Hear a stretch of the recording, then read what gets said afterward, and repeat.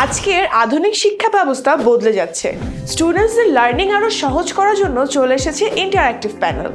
Interactive panel ব্যবহার করে আপনি দ্রুত, পরিষ্কার ও আকর্ষণীয়ভাবে লেখালেখি করতে পারবেন।